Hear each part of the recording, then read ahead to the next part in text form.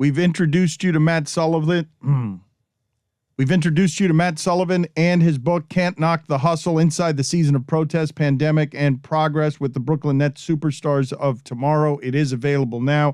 He continues to do reporting around the NBA, and he's got 17 sources now saying that, to Rolling Stone, that the NBA Finals were a total clusterfuck when it came to the virus. So that's not the technical term. You go ahead and explain, Matt. Thank you for joining us, what it is that you're reporting here, because it sounds crazy what was happening during the finals with the testing, with the virus, and with, planes full of people around a super spreader event.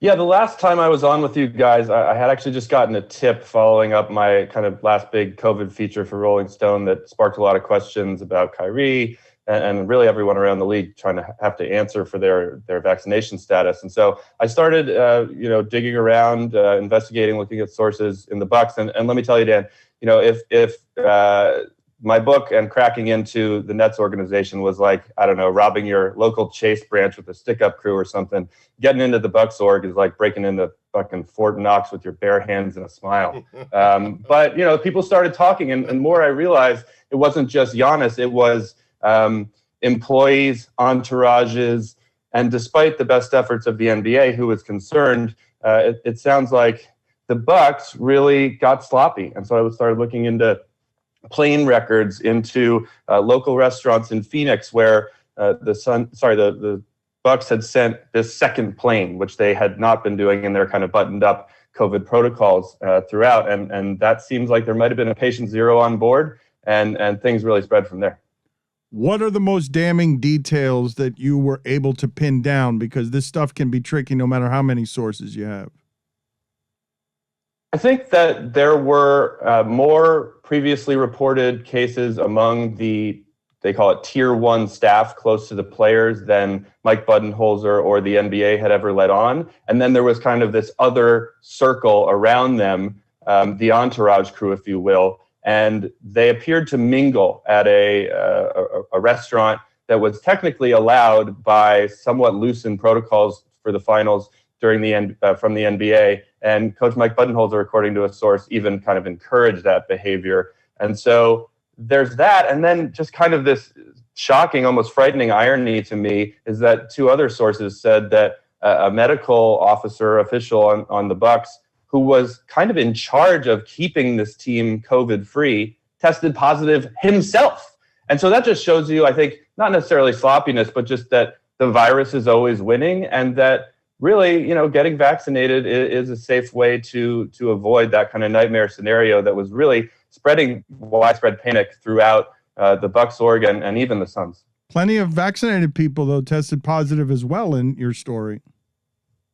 Yeah, but these were breakthrough cases. And I think the unfortunate thing for the NBA, I remember kind of taking off my mask at playoff games, the Bucks in Miami, up here in Brooklyn, and being like, can I do this? But I think everybody was coming out. It was the hot vax summer that everybody was waiting for. But then the Delta variant really started hitting hot in the hot zones of Phoenix and Milwaukee at the same time that the finals were starting there. And while the NBA tried to take some extra precautions, I think the players were kind of sick of this virus. And, we know that not all of those teams were vaccinated, including, it appears, Devin Booker and very possibly Giannis.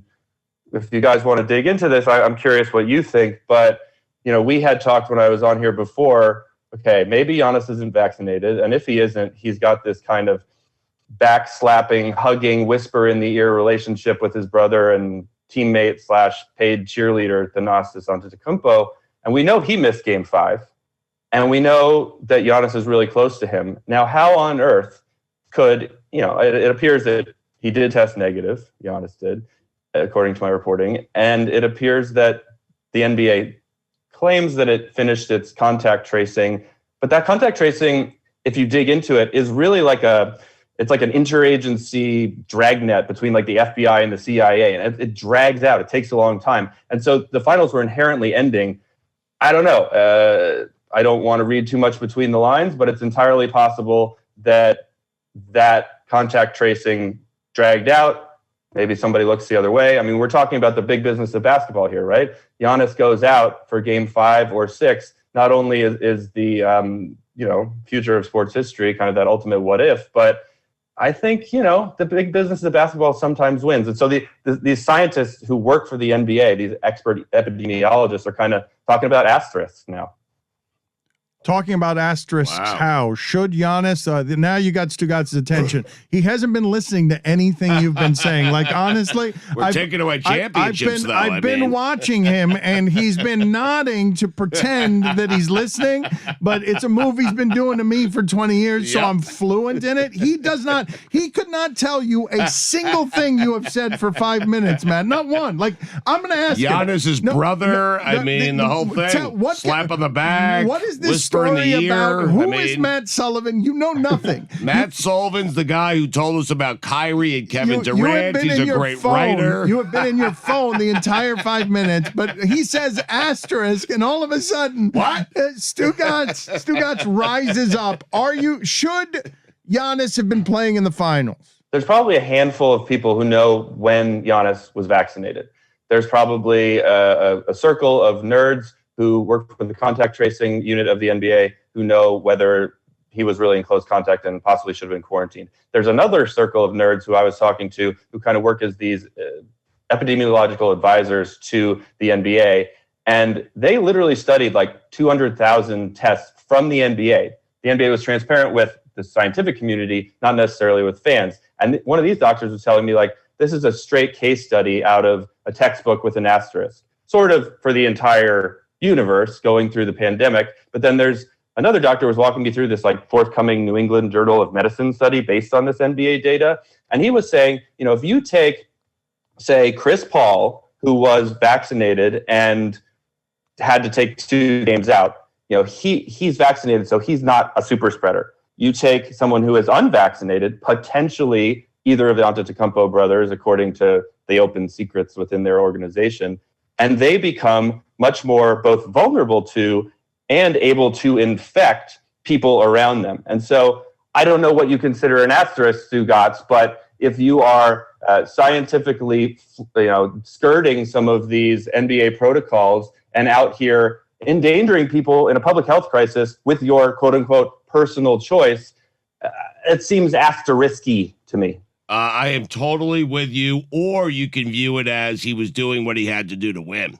Winning at all cost. But that's winning at all costs for the NBA too, right? I mean, they will take those primetime ratings, 12 million people for Game 5, these shots of the Deer District outside. But like, I called just to follow up with the Wisconsin Department of Health, and they say like 800 people are testing positive in the Deer District. And so it's this, again, we've talked about this before, this one image of what ESPN wants you to see, what Disney and the NBA and Joe Biden saying these images of pride and dignity outside the Deer District. And then you've got the reality on the inside.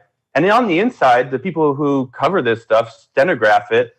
Have you heard one of the Bucks beat reporters ask Giannis when he got vaccinated? It's like an Aaron Rodgers situation without the crazy pseudoscience mumbo jumbo. But even Giannis, when he did kind of go on about his vaccine status, which he didn't address till September, he's like questioning the future efficacy of the vaccine. So we let these guys off the hook because we play into the ESPN superstar primetime show, when we should treat these guys as the role models that they could be to unvaccinated people, including a person I talked to on the Bucks in the organization who was unvaccinated and was like, well, if they can get it and they're vaccinated, then why would I get vaccinated? Why are you dismissing these people as nerds? And what did the nerds give you that you would say are the largest breaches? Well, I got access to a confidential draft of this New England Journal of Medicine study, which I think the NBA would rather play up as we are pro-science. And meanwhile, the people who were counseling Adam Silver in the middle of this internal crisis are saying, well, the NBA has to do this fine balance. We'll tell them that you got 8 guys on a roster, you can go ahead and play because you've got your tier 1 mini bubble around the essential staff and players. But at the same time, they got to put on a show, and the show must go on. And the same doctor told me, it's kind of ridiculous that that these guys don't have to set an example. One of the doctors was telling me he was sitting on the couch the other day watching Aaron Rodgers, and he just said, quote, "This fucking moron." And he was saying I told him that Giannis potentially was unvaccinated, which he's looking at these anonymous data points and tests. He has no idea while he's looking at 200,000 tests and putting together this scientific research. And I told him this, and he was like, man, this is just an absolute breakdown of society, of rationale, and of being a role model. All right, excellent. Stugotz only cares, though. Can we announce? Can we end the segment by putting an asterisk? Not an asterisky, right? Not something, because you just put an asterisk on your asterisk. Yes. I need something more conclusive than that. I need Matt Sullivan with Stugotz to right now announce whether Stugotz in his personal record book is putting or should put an asterisk on the Bucks title last year, because it's a big title for Giannis to have. It erases a whole lot of stuff. I'm trying to think how it would work if we took the championship away. How do we go about doing that? It would be like, when the two Oscars got confused by Warren Beatty opening the envelope, we'd have to pull up one of those. I think it takes a beat writer to ask Giannis when he got vaccinated. Well, and it takes, But does Chris Paul get a title if we do this? That's what I'm wondering. Why are you asking questions like this is a logical I need thing? to know it. This is just you saying stuff. It's you deciding. I love that he's interviewing Matt Sullivan about what should I think, because I wasn't listening during this. Unrelated, has anyone in a Duke sweater ever called someone else a nerd? Good point. I was not a Cameron crazy, okay, but I did go there. Anyway, I think if Chris Paul is Moonlight, then the Bucks are kind of La La Land, and it did seem, according to my reporting, like they were off a little bit in La La Land, partying a little too hard with their entourage during the finals. Which this virus is really ultimately winning, and I think that's the point of this, and we all got to button up and get vaccinated and get boosted. Dan, you see the rub here.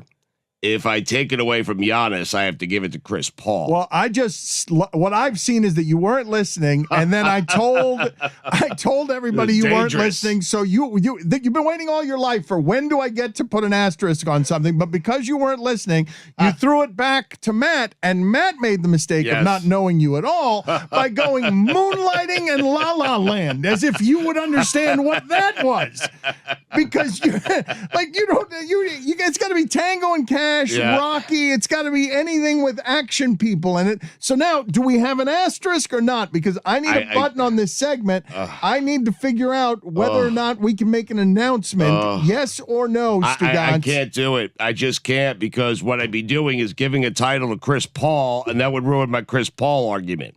And that's been crafted over 20 years. So, Giannis, keep your title. All right. I'm sorry, Matt. You're reporting and all your finger wagging at people about getting vaccinated. Go fuck yourself, Matt Sullivan. Thanks, guys.